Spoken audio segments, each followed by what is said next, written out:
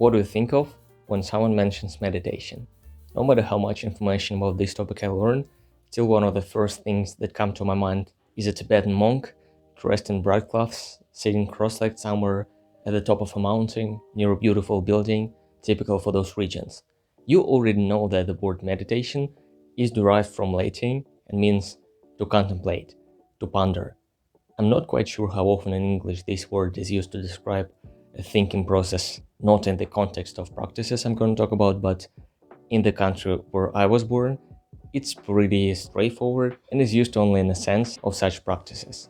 Meditation became really popular these days. If it's not your first time watching a YouTube video on self-improvement, then you've already heard of miraculous benefits of meditation. It seems like it will give you superpowers, and you will be able to completely isolate yourself from the outside world, like in movies. Of course, when I hear such statements, the first thing I think about is it even true? Are scientists and therapists as excited as some of the content creators on YouTube or in Hollywood? In this video, I'm gonna provide you with brief information on the history of meditation, on its proved by research benefits, which I gotta say in advance are substantial, and at the end of the video, as a bonus, I'll share with you a step-by-step guide on how you can use one of the forms of meditation and see those benefits in a daily life. We can't say for sure which is the exact place, year, or maybe person meditation was first used by. I'm not an expert in this area, but decrypting ancient writings and finding signs of such traditions in ancient cultures seems not an easy assignment. But one thing we can say for sure is that meditation itself is quite old. Some types of meditation can be found in different religions and nations, but according to archaeological findings, Eastern countries such as India and China are often referred to as origins of this practice. This information is not new for me, that's probably why I have such associations with this word. What about the West? Practicing meditation on a regular basis wasn't always as widespread as it is now. It's come a long way from religious traditions of ancient nations in different countries to something more kind of secular and worldwide. According to my sources, meditation became more popular in the United States only in the 20th century, which is many years later than in Buddhist countries such as India. But things have changed and everybody seems to have heard about certain types of mindfulness practices at least once. Now let's get to what I consider to be the most exciting part of the video: benefits of meditation. If you're wondering if there are any at all, the quick answer is yes. Meditation, like some other activities, can change your brain. This ability is called neuroplasticity. Over time, our brain is able to change its structure and reorganize itself.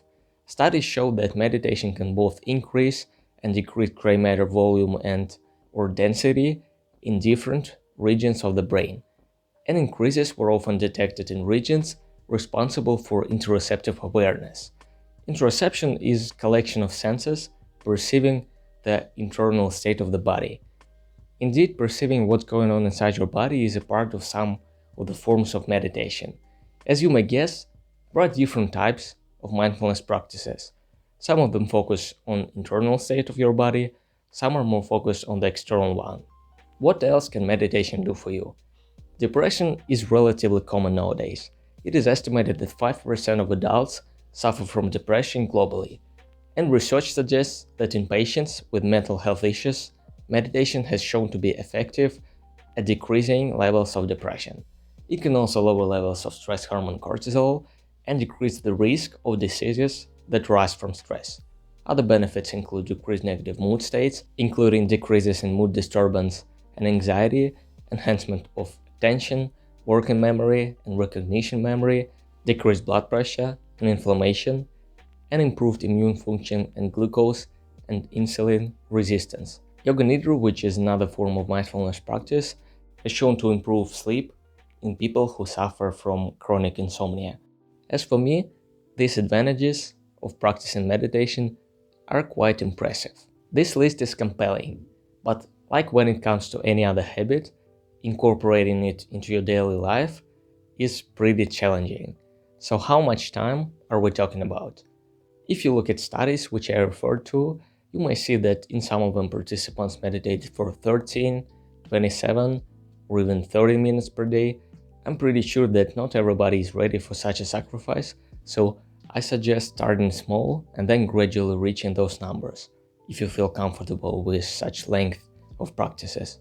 It's crucial to be honest at this moment and ask yourself how much time you can allocate for meditation if you want to build this habit. Again, consistency matters, and you will much more likely see its benefits if you do it regularly. I also understand that every single day may be too much as well, so decide on minimum amount of days per week or month you can start with.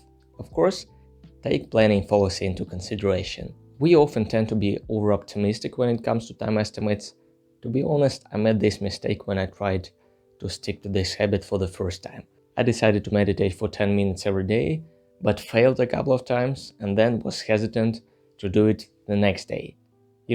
Like counter-regulatory eating. Let's suppose you're on a diet, and one way or another, you've exceeded your daily calories norm this evening. So you regard your day as already wasted and eat even more. So my point is choose something you'll be comfortable with and do it regularly.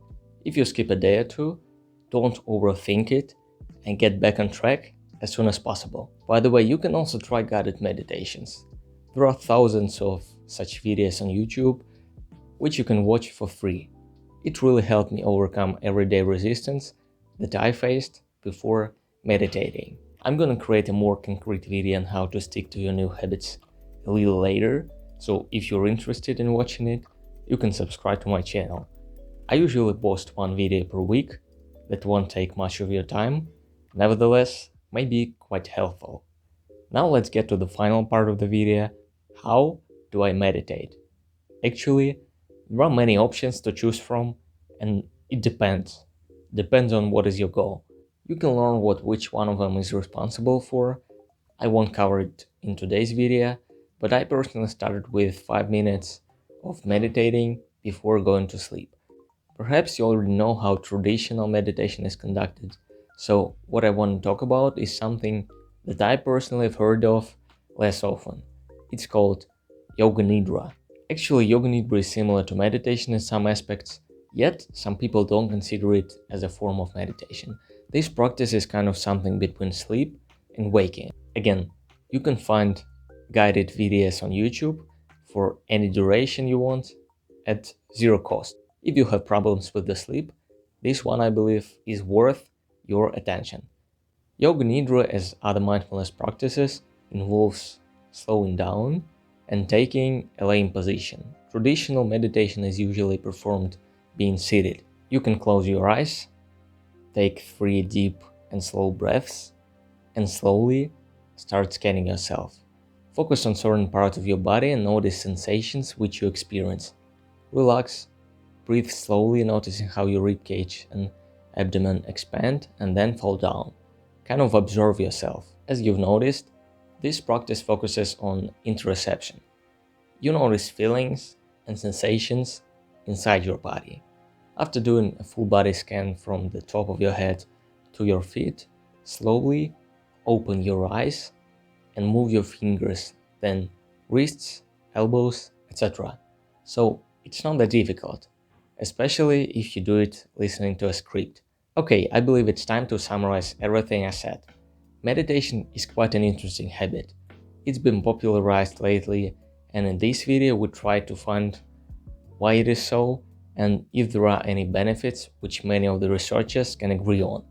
Meditation came a long way from India and China. It was used as a spiritual practice for quite a long time. It's not been many years since mindfulness practices became so popular in Western countries. And you can see people talking about meditation in numerous movies and social media platforms.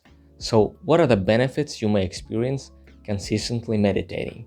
You have chance to decrease levels of depression, lower levels of stress hormone cortisol, and decrease the risk of diseases that arise from stress, decrease negative mood states, including decreases in mood disturbance and anxiety, enhance attention, working memory, recognition memory, decrease blood pressure and inflammation, improve immune function and glucose and insulin resistance.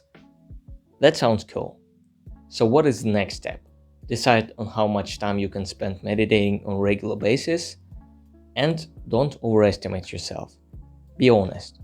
If it's 5 minutes per day, 3 times a week, it will be better to do so instead of trying to meditate for 30 minutes, fail, and then abandon this habit.